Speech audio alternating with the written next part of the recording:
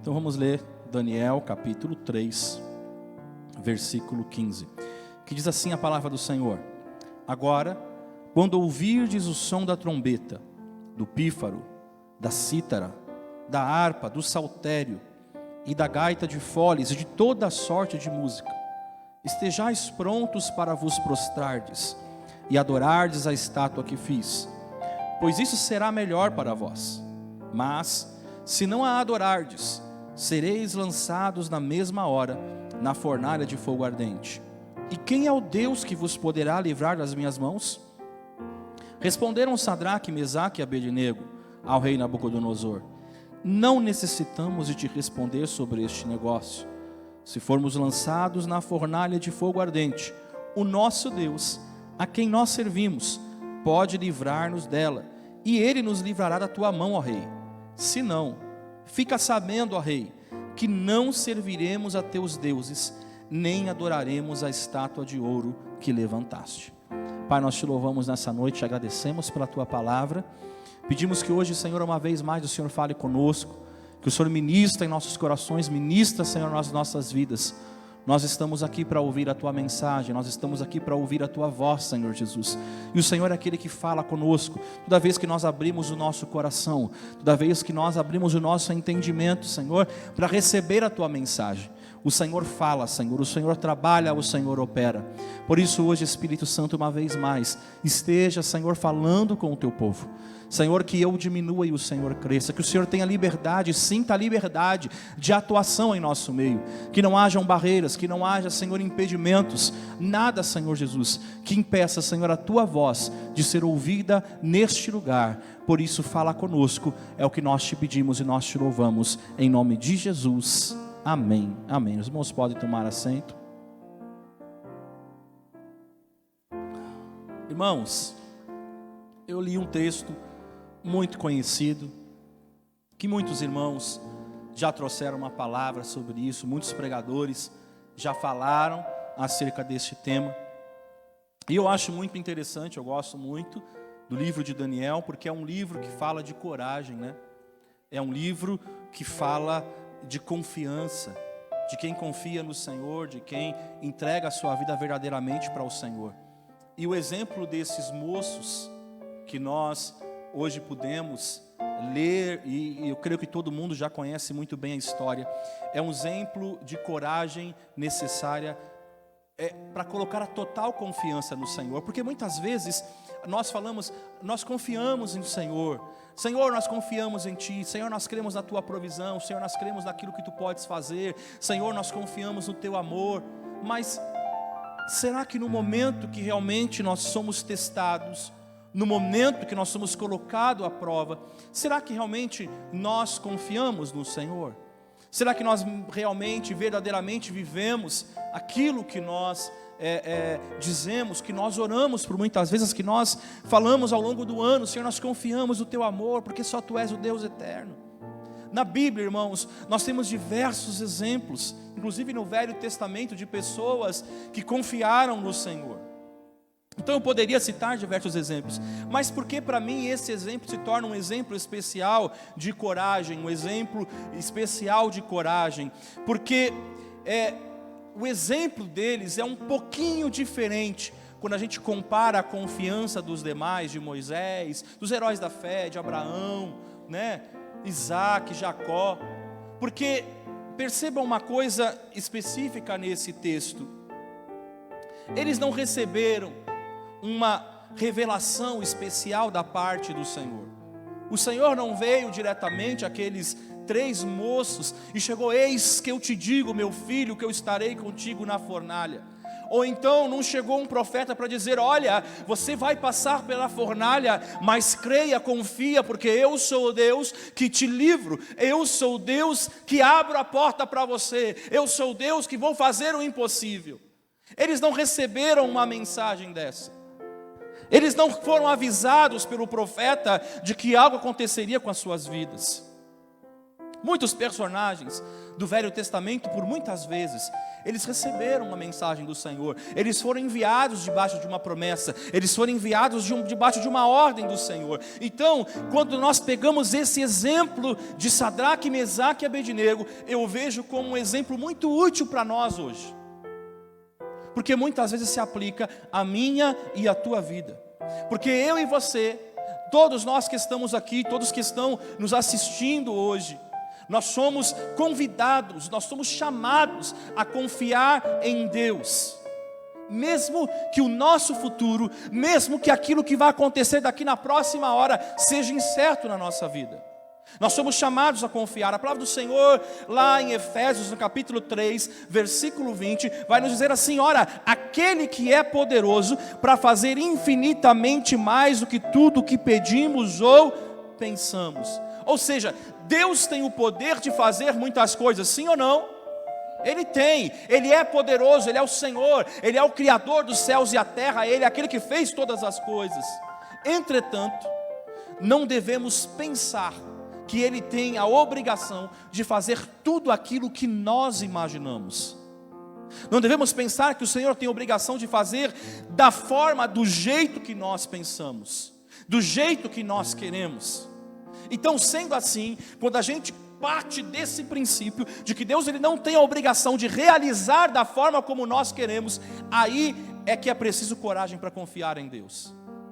Aí que é preciso coragem para crer no Deus que você serve, de saber, o Senhor tem o melhor para mim. Porque mesmo que Ele haja ou não faça aquilo que eu e você esperamos ou imaginamos, nós continuamos confiando no Senhor, nós continuamos louvando ao Senhor, nós continuamos entregando a nossa vida ao Senhor. Mas será, irmãos, que nós realmente, será que verdadeiramente eu e você, nós confiamos no Senhor, não importa as situações? Porque parece que quando a gente não ganha alguma coisa, parece que quando a gente espera, nós agimos muitas vezes como as crianças. As crianças num aniversário, numa data festiva, elas esperam ansiosamente por ganhar um presente. E é muito interessante como a criança, ela é única nesse aspecto, porque ela consegue te mostrar, ela é exatamente o oposto do adulto. Ela consegue te mostrar exatamente como ela está se sentindo naquele momento. Quantas vezes, né? E isso é muito comum. Criança, inclusive, quando, o que ela mais espera? Ela espera ganhar um presente. Que presente que ela espera ganhar? Um brinquedo. Aí vem aqueles irmãos que vão dar uma roupa. O que a gente sabe, né? O adulto, ele gosta de receber roupa. Então, quando você vai entregar uma roupa para uma criança, ela vem toda motivada para você. Parece que de repente o semblante dela muda. Ah, uma roupa. Ah, obrigado. Mas você percebe que o semblante muda. E muitas vezes nós agimos assim com o Senhor. Porque nós esperamos que o Senhor faça, que o Senhor realize, que o Senhor opere de uma forma que nós imaginamos, mas nem sempre o Senhor vai agir da forma como nós esperamos, da forma como nós queremos que faça. E esse é o tipo de coragem que aqueles 3 moços, eles demonstraram. Eles confiaram no Senhor mesmo sem enxergar a resposta. Eles confiaram no Senhor independente se eles iriam vencer ou não iriam vencer. Ora, nós conhecemos a história, como eu disse, sabemos que o povo estava vivendo no tempo do cativeiro babilônico. A gente tem estudado muito isso nesse ano no estudo bíblico. A gente tem aprendido e temos aprendido lições poderosas dentro de toda essa história.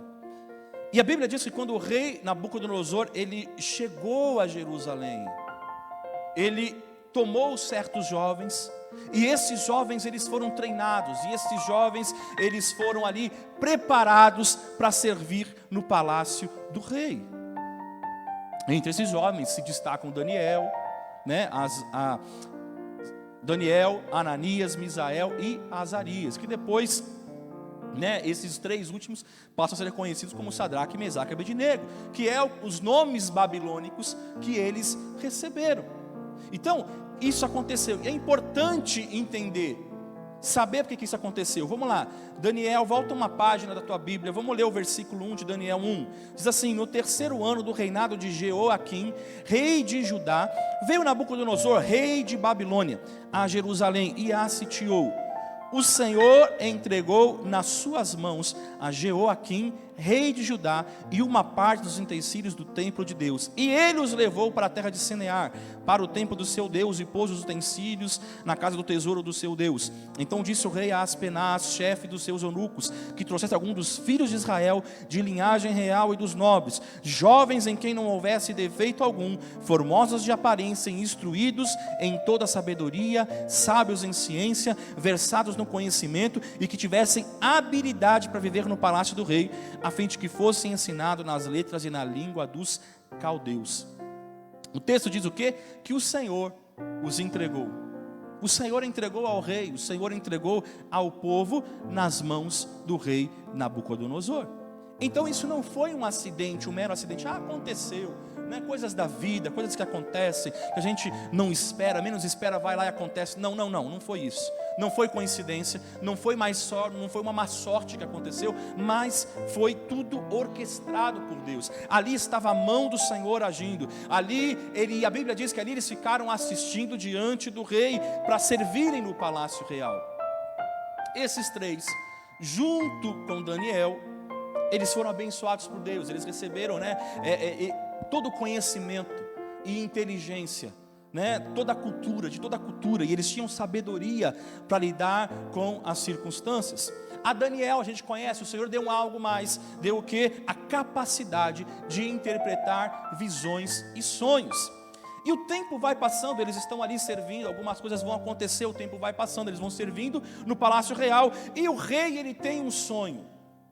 O rei tem um sonho com uma estátua, você conhece a história, você entende muito bem isso. Ele teve um sonho profético, lembra disso? Vamos lá, vamos relembrar Daniel capítulo 2, versículo 32. Vai dizer assim a palavra do Senhor: a cabeça da estátua era de ouro fino, o seu peito e os seus braços de prata, o seu ventre e as suas coxas de bronze. Isso agora é Daniel revelando o sonho para o rei Nabucodonosor. As suas pernas de ferro, os seus pés em parte de ferro e em parte de barro. Estavas vendo isso, quando uma pedra se soltou sem auxílio de mãos, a qual feriu a estátua nos pés de ferro e de barro, e os esmigalhou. Então foi juntamente esmigalhado o ferro, o barro, o bronze, a prata e o ouro, os quais se fizeram como a palha das eiras no verão. E o vento os levou, e não se achou lugar algum para ele. Mas a pedra que feriu a estátua se fez um grande monte e encheu toda a terra. Este é o sonho, também a interpretação dele diremos na presença do rei. Tu, ó rei, és rei de reis, a quem o Deus do céu deu o reino, o poder, a força e a majestade, em cujas mãos ele entregou os filhos dos homens, onde quer que habitem os animais do campo e as aves do céu, e fez que dominasse sobre todos eles. Tu és a cabeça de ouro. Depois de ti se levantará outro reino inferior ao teu, e um terceiro reino de bronze, o qual terá domínio sobre toda a terra. O quarto reino será forte como ferro, pois como o ferro esmigalha e quebra tudo, como o ferro quebra todas as coisas, ele esmigalhará e quebrará. Quanto ao que viste dos pés e dos dedos em parte de barro do oleiro e em parte de ferro, isso será um reino dividido. Contudo haverá nele alguma coisa da firmeza do ferro, pois que viste o ferro misturado com o barro de oleiro. Como os dedos dos pés eram em parte de ferro e em parte de barro, assim por uma parte o reino será forte e por outra será frágil. Quanto ao que viste do ferro misturado com barro de oleiro, serão misturados pelo casamento, mas não se ligarão um ao outro, assim como o ferro se mistura com o barro. Nos dias destes reis, porém, o Deus do céu levantará um reino que não será jamais destruído. Este reino não passará a outro povo, mas esmigalhará e consumirá todos os reinos e será estabelecido para sempre. Como viste que do monte foi cortada uma pedra, sem auxílio de mãos, e ela esmigalhou o ferro, o bronze, o barro, a prata e o ouro. O grande Deus fez saber ao rei o que há de ser depois disso. Certo é o sonho e fiel a sua interpretação. Olha lá, irmãos. Daniel revela agora o sonho que muito perturbara ao rei. E talvez, ele vê lá, olha, a cabeça de ouro é você, rei, mas depois vão vir outros reinos que vão representar, prata, bronze, ferro, aquela coisa toda. O rei entende, mas parece que todo aquele poder que ele tem, porque ele já reconhecera, ele já sabia que Deus era Senhor, ele ainda assim, vendo que o próprio Deus revelou para ele aquilo que havia de acontecer, ainda assim, não existe outra pessoa, não existe outro maior do que eu. Aí talvez não conformado com essa revelação profética, o que Nabucodonosor faz? Ele manda construir uma estátua também, assim como no sonho, só que essa estátua é totalmente em ouro. Talvez, irmãos, para se opor ao sonho profético e para dizer que ele não era apenas a cabeça, mas era o corpo inteiro e que o seu reino não sucumbiria diante de outros impérios. Talvez ele se envaidece e fala assim, não, eu sou poderoso, eu vou dominar todas as coisas, então eu vou mostrar para Deus que eu sou maior, e eu vou fazer essa estátua totalmente em ouro, para dizer que eu sou a cabeça e os pés, eu sou tudo, eu sou completo. Mas enfim, não é sobre isso, não é sobre Nabucodonosor o tema da nossa mensagem. A gente pode tirar um dia e fazer uma mensagem específica para isso. Mas depois de pronta a estátua, ele fez a estátua, e agora ele quer o quê? Receber adoração. Ele agora quer mostrar o poder dele. E o que o rei faz? Ele ordena que todos se curvem e o adorem. Todos se prostrem quando ouvir o som, lá dos instrumentos musicais. E o ato de se prostrar em adoração à imagem seria uma demonstração de lealdade. Seria uma demonstração de que você reconhece e se submete ao império babilônico, ao poder que eles tinham. E a penalidade, ele coloca uma penalidade: se você não curvar, se você não adorar a imagem, você será lançado dentro de uma fornalha de fogo ardente. E nós chegamos ao ponto que nós lemos, aqueles moços, eles não aceitaram. Quando tocou ali os instrumentos, eles não se prostraram diante da estátua. E aí, porque vem os urubus, e quando eles veem uma carniça, eles já correm rápido. Então o que acontece? Eles já foram lá contar para o rei, para falar, olha, eles não querem se curvar diante da tua estátua. E aquilo deixa o rei furioso. Então, eles chegam, olha, rei, esses 3 moços aí que você instituiu, que colocou aí, como pessoas de frente, eles não estão se submetendo à sua vontade, rei. Aí, o rei furioso chama eles e começa a fazer a pergunta: peraí, é vocês não querem se prostrar mesmo? Olha, eu vou fazer o seguinte, eu vou dar uma chance para vocês. Afinal, vocês foram instruídos no meu palácio.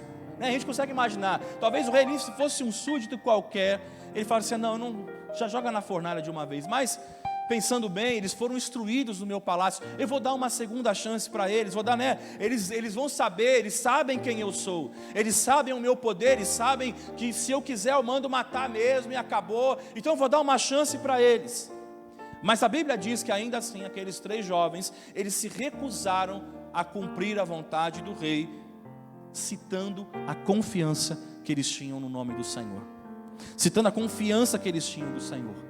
Aí depois disso, o que acontece? O rei fica mais furioso, e ele fica tão furioso, que ele manda agora acender a fornalha 7 vezes mais, para jogar aqueles jovens. E a Bíblia mostra que aquela fornalha ficou tão quente, que até os guardas que lançaram aqueles 3 moços, eles foram mortos.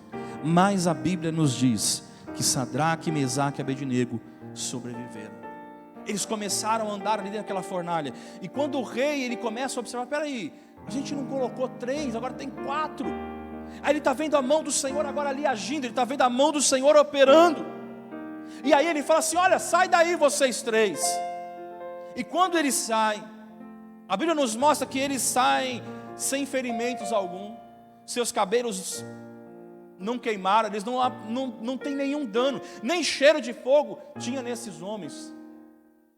E Nabucodonosor então agora ele vai responder louvando ao Senhor, ele vai engrandecer o nome do Senhor, porque ele vê que o Senhor, Ele é Deus, verdadeiramente Ele é soberano. E aí ele louva ao Senhor, porque verdadeiramente aqueles moços foram fiéis até o fim. Agora, eles foram, como eu disse, extremamente corajosos a confiar no Senhor. Por que que eles foram fiéis? Por que que eles foram corajosos? E aí eu quero deixar 3 pontos para a gente meditar nessa noite, e a gente pensar sobre isso, e aí a gente ter uma ceia maravilhosa com o Senhor. Primeiro ponto: eles foram contra a lei, e estavam entre os poucos que não adoraram a imagem. Então olha lá, eles foram extremamente corajosos a confiar no Senhor. Por quê? Porque eles foram contra a lei. Eles foram contra a lei, foram um dos poucos que não adoraram.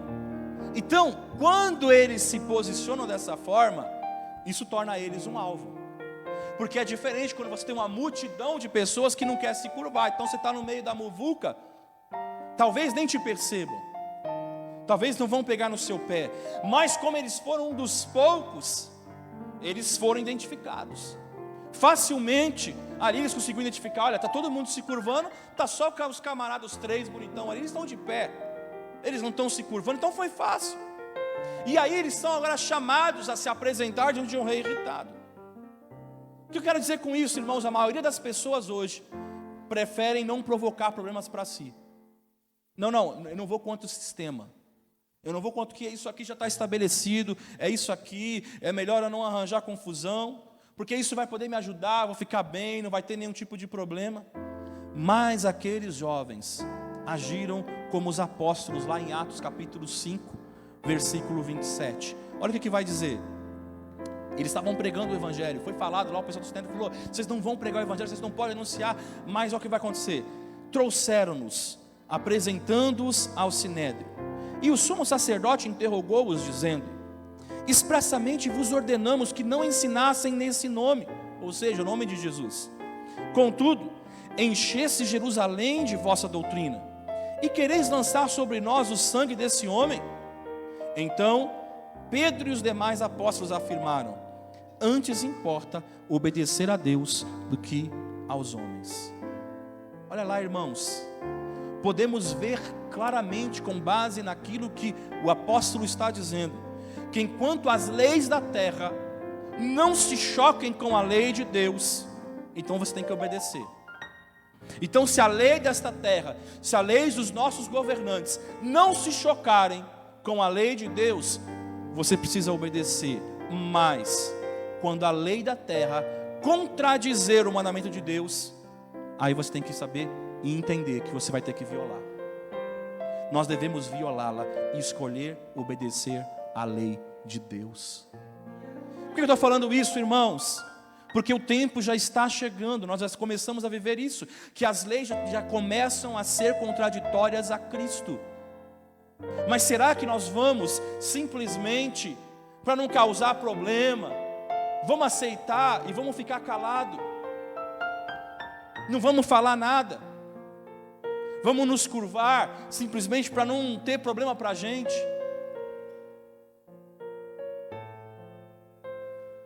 Sabe, hoje a gente tem visto aí como que, algumas colocações de pessoas, eu não preciso citar, mas todo mundo já viu aí na mídia, que começam a perseguir os cristãos, porque são contrários àquilo que Deus não falou que tinha que ser.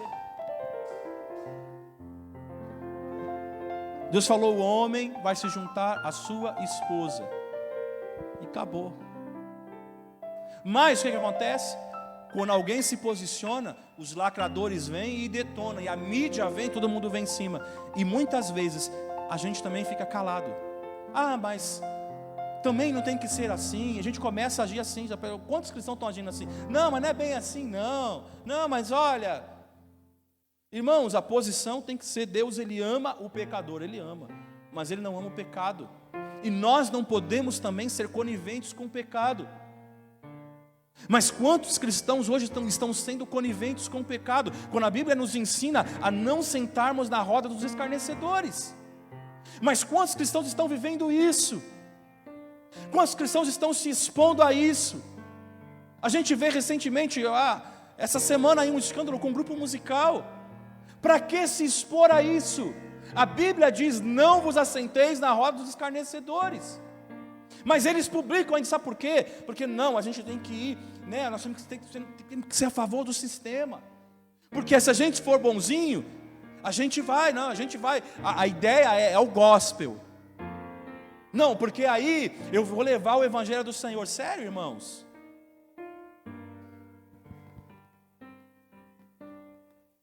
Aí usam o trecho de Paulo: não, me fiz fraco com os fracos. Sério?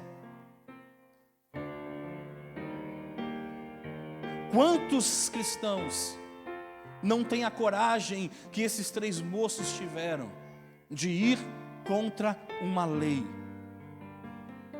O resultado lá para os apóstolos, sabe o que foi? Eles foram açoitados. Eles padeceram ali. Eles foram açoitados por honrar o nome do Senhor. Mas a Bíblia diz que ainda assim eles não reclamaram, mas eles se alegraram por sofrer e por obedecer a Deus. Mas quantos de nós, né, não se uma unha encravar já era, a gente entra em desespero. Nós temos virado um povo muito dodói. Qualquer coisa, está doendo. Irmãos, olha o que os apóstolos passaram. Foram açoitados, mas qualquer coisinha, a gente já está com dor, a gente já está sofrendo. Entenda isso: o homem, ele pode fazer muitas coisas para nos prejudicar, a humanidade, mas a gente precisa confiar no nome do Senhor, porque nós fizemos uma escolha. Quando vamos contra os valores deste mundo, ele virá para nos atacar, irmãos. Ele virá, a gente vai se tornar um alvo. E o intuito é o quê? Nos derrotar, nos fazer desistir. Agora, quantos cristãos não se posicionam? Por quê? Porque eles não querem se tornar um alvo. Não, eu não quero ser um alvo. Deixa eu atacar o fulano, o Beltrano. Não, eu não. Deixa eu ficar aqui quietinho no meu canto. Quantos de nós estamos sendo coniventes, queridos? A Bíblia diz que os dias vão se tornando maus a cada dia. Mas será que a gente também não está entrando nessa maldade? E a gente está permitindo tudo isso?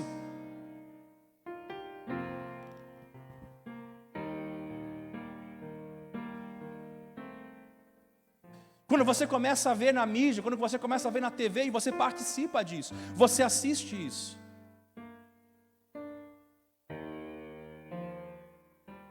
Que vão mostrando valores que desvirtuam as leis do Senhor. Mas você tem aceitado isso, você não tem ido contra. Muito pelo contrário, você tem motivado, você tem falado.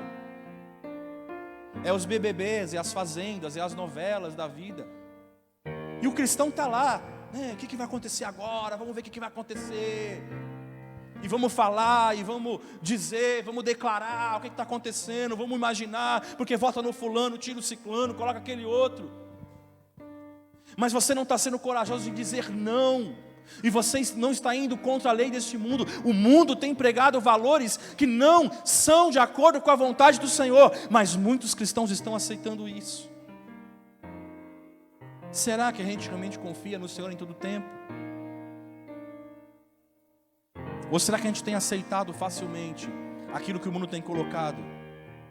Hebreus capítulo 10, versículo 32, o escritor aos Hebreus vai dizer assim: lembre-se dos dias passados, quando, depois que foram iluminados, ou seja, nós que fomos iluminados, a palavra do Senhor já foi ali revelada para as nossas vidas, nós conhecemos a luz.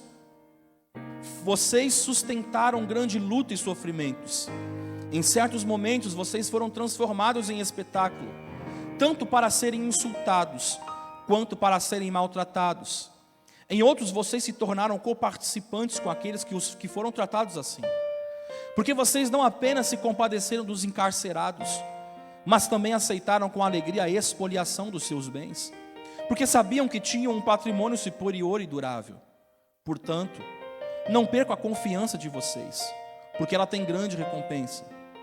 Vocês precisam perseverar para que, havendo feito a vontade de Deus, alcancem a promessa. Porque ainda dentro de pouco tempo, aquele que vem virá, e não irá demorar. Mas o meu justo viverá pela fé, e se retroceder, dele a minha alma não se agradará. Nós, porém, não somos os que retrocedem para a perdição, mas somos da fé para a preservação da alma. Você está preparado para morrer pelo teu Senhor hoje?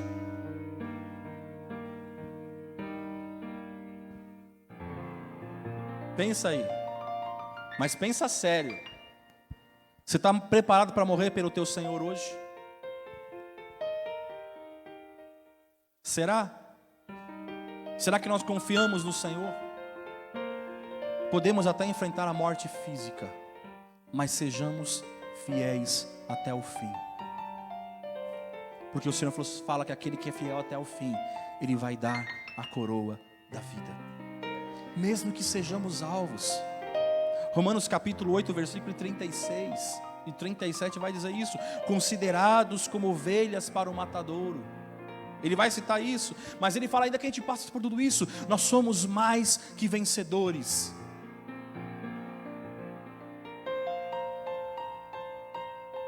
Porque o Senhor nos amou.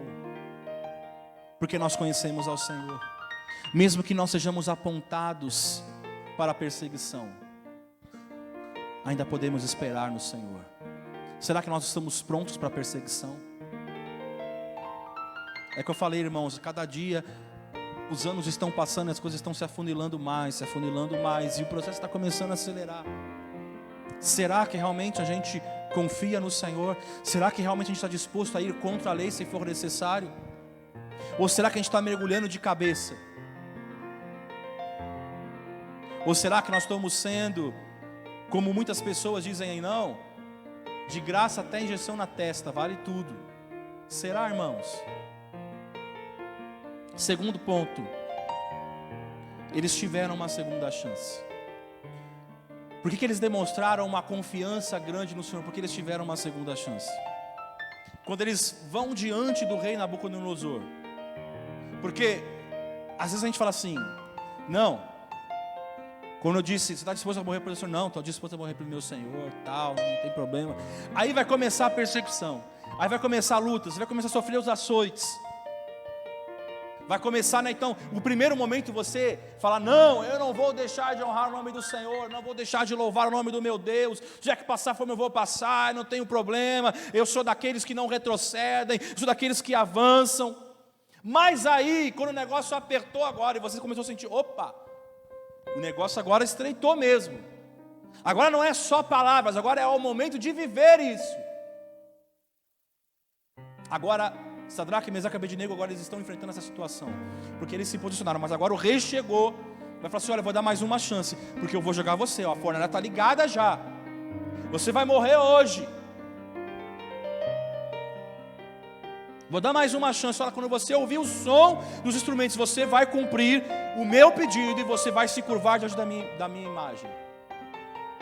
Irmãos, então entenda algo, a gente precisa ter cuidado com as segundas chances, porque o inimigo sempre vai oferecer uma segunda chance para você pecar. Às vezes a gente acha, não, eu já venci essa situação aqui, já passou, já venci, já está tudo bem fechado. Ei, o inimigo ele vai oferecer uma segunda oportunidade para você. Ele vai dar uma segunda chance para você de pecar.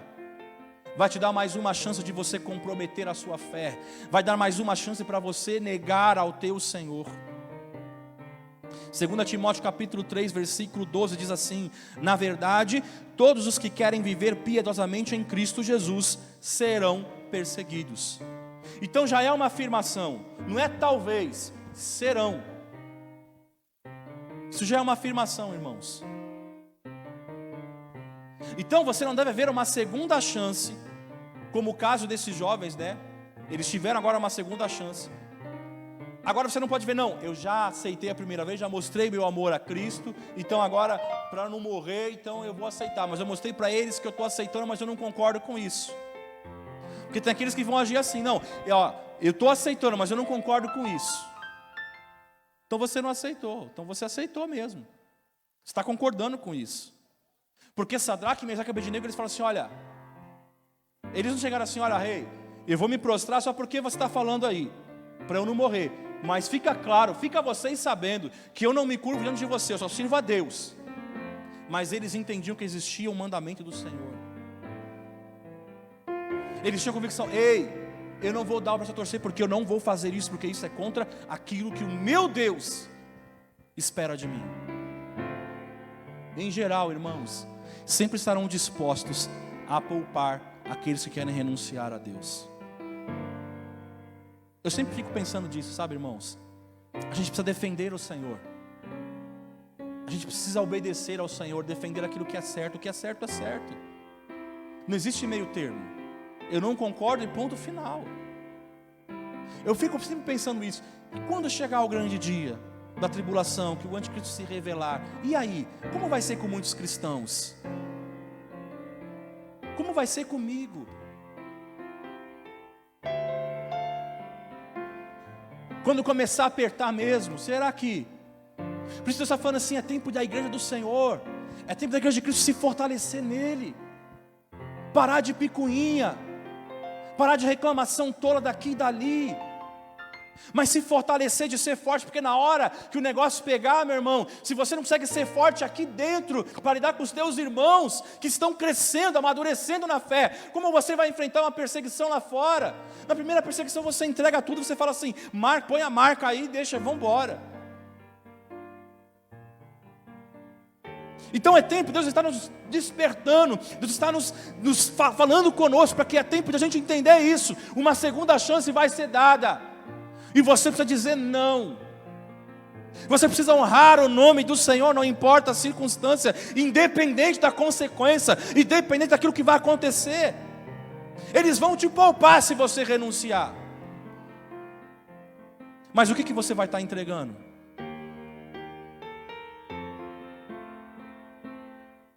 O Senhor está nos preparando, irmãos, para realmente nós sermos o espelho, a imagem que reflete a glória do Senhor, sermos representantes dele nesta terra. Não permita que o pecado entre na tua vida, não permita que o pecado domine a sua vida, não permita que a insistência, não permita que as afrontas, elas se levantem contra você, e façam de você alguém que recua, alguém de fé abalável, alguém que quando enfrenta um problema já desaba. Honre ao Senhor. Deus está falando hoje é a última ceia desse ano. Deus está falando para você, ei, eu quero fortalecer para você, porque um novo ano vai chegar. Um novo ano vai chegar. E não adianta você ter a imagem de que agora vai ser tudo bem, porque a Bíblia não vai se contradizer, os dias serão maus. Eu não estou dizendo que você tem que entrar sendo pessimista, mas você tem que saber que nós seremos perseguidos. Jesus, ele deixou isso bem claro lá em 2 Timóteo. Todos aqueles que querem viver piedosamente em Cristo serão perseguidos. Mas será que nós estamos dispostos a honrar o nome do Senhor, como aqueles 3 moços? Terceiro ponto e último. Eles não sabiam o que aconteceria. Eles não sabiam o que aconteceria. Eles sabiam que Deus tinha poder para salvá-los? Sabia. Eles afirmaram isso. Eles deixaram muito claro isso para o rei. Mas eles não sabiam se o Senhor faria. Eles não sabiam, irmãos. Novamente, eu quero enfatizar isso. Eles não eram profetas, como Daniel, talvez, que poderia ter tido uma visão, o Senhor trazido ali, levado ele em visão, e ali mostrado, olha, eu vou dar livramento, fica tranquilo, fica firme. Porque quando alguém fala que vai dar tudo certo lá na frente, a gente fica tranquilo, não tem problema. Sabe aquela situação que a pessoa chega do teu lado assim, quando está num problema assim, ela bate assim no lado de você e fala assim, fica tranquilo, deixa comigo. Eles não tiveram ninguém para falar: ei, fica tranquilo. Não chegou Jesus para falar assim: ei, fica tranquilo que eu vou dar livramento. Fica tranquilo, fica tranquilo. Eles não tiveram isso. O Senhor não revelou antes, não usou um profeta para falar: ó, vocês vão enfrentar isso aí. Eles não tinham como saber o que estava reservado para eles. Era confiar em Cristo. Mas eles tiveram coragem, irmãos. Eles são exemplo de coragem. Eles não sabiam o que aconteceria com eles, mas eles sabiam de uma coisa: eles sabiam que era certo. A recusa deles em adorar a imagem não era uma revolta adolescente, não era uma rebelião juvenil, mas era uma submissão a Deus e ao seu mandamento. Êxodo capítulo 20, versículo 3, vai dizer assim: não terás outros deuses diante de mim, não farás para ti imagem de escultura, nem alguma semelhança do que há em cima dos céus, nem embaixo na terra, nem nas águas debaixo da terra. Não te encurvarás a ela, nem a servirás. Então eles estavam firmes. Deus falou que não, então é não.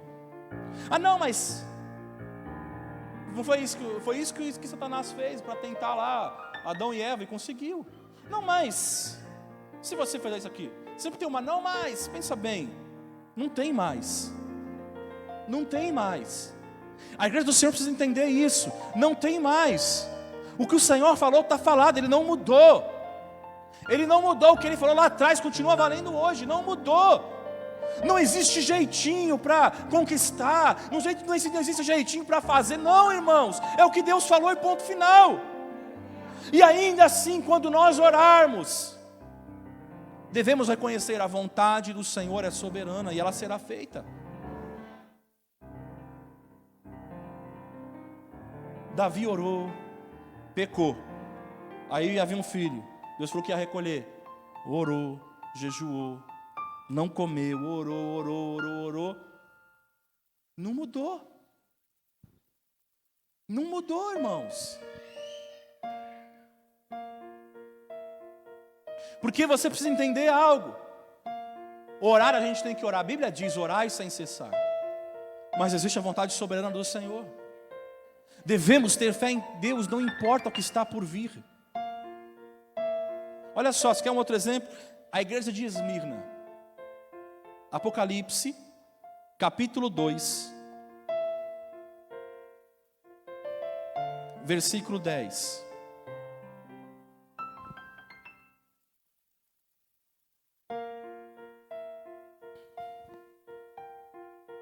Ela vai ser informada agora. Não temas. Deus vai revelar agora. Diferente. Sadraque, Mesaque e Abednego não sabiam o que ia acontecer. O bicho estava pegando, mas eles não sabiam o que ia acontecer. Se ia morrer, Deus podia livrar. Mas olha o que o Senhor vai falar aqui, a carta da igreja de Esmirna. Não temas as coisas que estás para sofrer. O Senhor já está falando: você vai sofrer. Escutai. O diabo lançará alguns de vós na prisão, para que sejais provados, e tereis uma tribulação de 10 dias. Sê fiel até a morte, eu te darei a coroa da vida. Então o que a igreja está sendo informada? Vocês vão enfrentar encarceramento, tribulação e morte. Olha lá, olha aqui. O Senhor não está dizendo: se vocês esperarem, olha, se o meu povo que se chama pelo meu nome se humilhar e orar e se arrepender dos seus maus caminhos, eu, Senhor, ouvirei dos céus e derramarei o meu espírito. Não.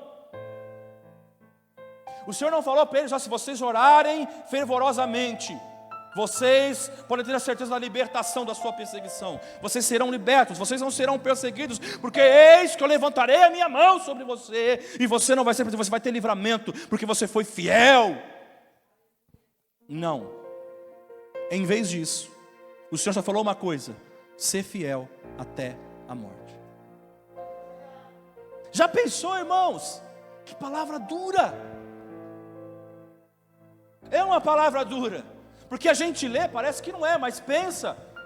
O Senhor está preparando: vocês vão ser encarcerados, vocês vão sofrer tribulação, mas ser fiel até a morte. Sabe, eu estou sabendo para onde eu estou indo. Eles não sabiam, os jovens, eles sabiam que estavam indo para a morte, mas sabia que ainda podia ter um livramento. O Senhor já está falando aqui, ó, ser fiel até a morte, tá? Infelizmente, alguns perdem a fé quando enfrentam esse tipo de situação.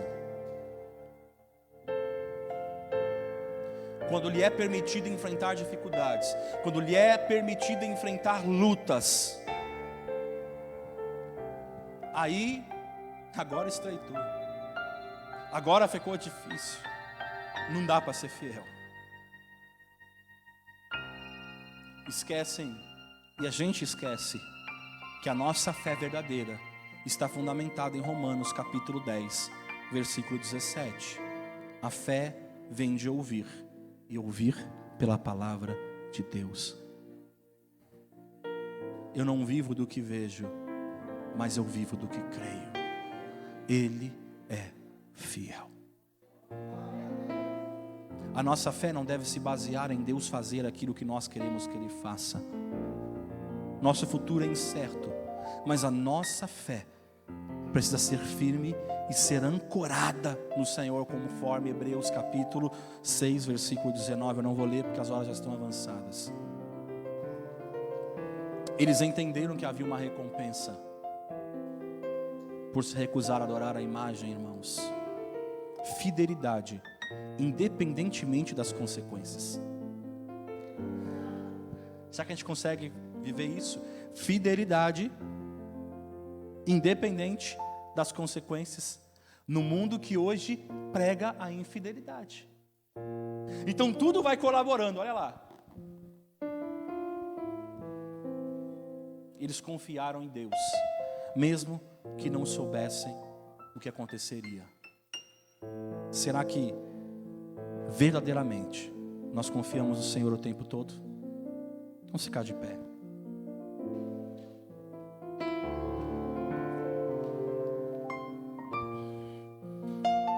Sadraque, Mesaque e Abednego, eles foram confrontados com ameaça de morte.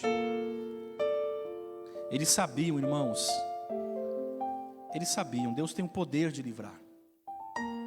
Eles tinham essa confiança, mas também eles sabiam que Deus poderia escolher não fazê-lo. Apesar da incerteza, eles depositaram a confiança no Senhor, porque eles sabiam que de qualquer forma eles estariam com o Senhor. A gente pode sofrer ameaças, irmãos. A gente pode sofrer perseguição. A gente pode sofrer lutas. Mas eu estou falando para você que a sua fé não tem que estar firmada naquilo que você vê, mas naquilo que você crê. Muitas vezes as circunstâncias não vão ter um desdobramento daquilo que a gente espera, mas ainda assim a gente tem que falar: Ele é Deus, Ele é o Senhor, porque a minha fé não está baseada naquilo que Ele pode fazer, mas naquilo que Ele é, e Ele é Deus, Ele é Senhor. Porque no final, isso a gente pode dizer: Ele nos livrará. Não importa o que a gente enfrentar, de um jeito ou do outro, Ele nos livrará. A gente pode encarar a prisão, a violência ou até a morte, mas se formos fiéis, Ele nos recompensará com a coroa da vida. Pai, nessa noite Tua palavra foi ministrada, Espírito Santo. Senhor, uma palavra dura, Senhor. É uma palavra de vitória quando a gente lê. Mas quando a gente analisa, é uma palavra dura, porque aquilo que eles enfrentaram não foi fácil. Confiar no Senhor em todo tempo. Senhor, nós queremos nos submeter à Tua vontade, Pai. Deus, nós queremos nos submeter à Tua soberania e dizer que Tu és Deus, não importa as circunstâncias. Senhor, que os nossos corações vão estar preparados, que os nossos corações vão estar direcionados para a Tua boa vontade, que os nossos olhos vão estar fitos em Ti, Senhor. Mesmo, Senhor, quando a nossa volta, Senhor, o barco estiver balançando, Senhor, mesmo quando a nossa volta, Senhor, Pai, estiver uma chuva muito forte, uma tempestade, nós confiamos em Ti, porque o Senhor é aquele que guarda, o Senhor é aquele que livra, não importa o desfecho final, ainda que não seja aquilo que é a nossa vontade, que não seja a nossa vontade, assim como o Senhor Jesus mesmo disse, não seja a minha vontade, mas a Tua, Pai. Senhor Jesus, que nós tenhamos a convicção de que, Senhor, nada se compara àquilo que o Senhor tem reservado para as nossas vidas. Nem olhos viram, nem ouvidos ouviram o que Deus preparou para a sua igreja. E essa é a promessa que nos estabelece. É sobre esta promessa, é sobre Jesus Cristo que nós estamos firmados. É sobre a rocha que é Cristo, a rocha inabalável que nós louvamos nesta noite. Por isso, nessa noite, Pai, que verdadeiramente nós confiemos em Ti, Senhor, que nós sejamos extremamente corajosos para os dias que virão, Senhor. Não sabemos se é nesta geração ainda ou na próxima geração, mas que nós estejamos preparados o tempo todo, como se Cristo voltasse, hoje, amanhã, que nós estejamos prontos, que nós louvemos o Teu nome, que nós, Senhor, exaltemos a beleza da Tua santidade, confiemos no Teu amor. Por isso, Pai, nós Te louvamos, nós Te bendizemos, em nome de Jesus.